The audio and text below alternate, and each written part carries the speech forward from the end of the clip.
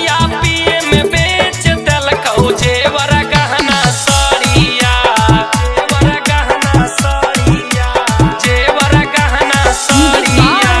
DJ विकास सीतामढ़ी। तलिया पिए में बेच देलकौ गहना जेवर साड़िया, तलिया पिए में बेच देलकौ बलमुआ गहना साड़िया। जब कुछ मैया बोलही औता मारो बड़ी मारिया, जब कुछ मैया बोलही औता मारो बड़ी मारिया, मारो बड़ी मारिया। तलिया पिए में बेच देलकौ गहना जेवर साड़िया, तलिया पिए में बेच देलकौ बलमुआ गहना साड़िया।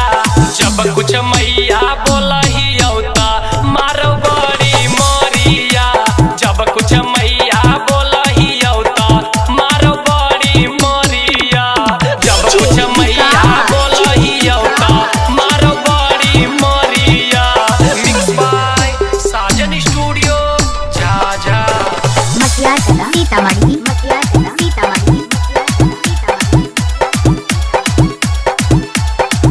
जल्दी से भेज गे मैया भैया के हमर ससुरावा, नई जल्दी भेजबी त मैया खाई जइबो जहरवा, खाई जइबो जहरवा। जल्दी से भेज गे मैया भैया के हमर ससुरावा, नई जल्दी भेजबी त मैया खाई लेबो जहरवा। अब सहे नई परबौ त हौ खाली गरिया, अब सहे नई परबौ त हौ खाली गरिया। मन चप करियो के मैया मारा हो बड़ी मारिया, रोज रोजे पी के तड़िया त हौ खाली गरिया, रोज रोजे पी के तड़िया त हौ खाली गरिया, रोज रोजे पी के तड़िया त हौ खाली मटिया कला गरिया। सीतामढ़ी, मटिया कला सीतामढ़ी।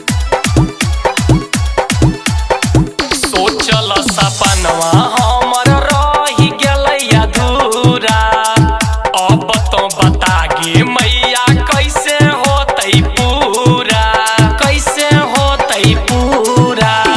सोचल सपनवा के मैया रही गेलै अधूरा, अब तो बता गे मैया कैसे होतै पूरा।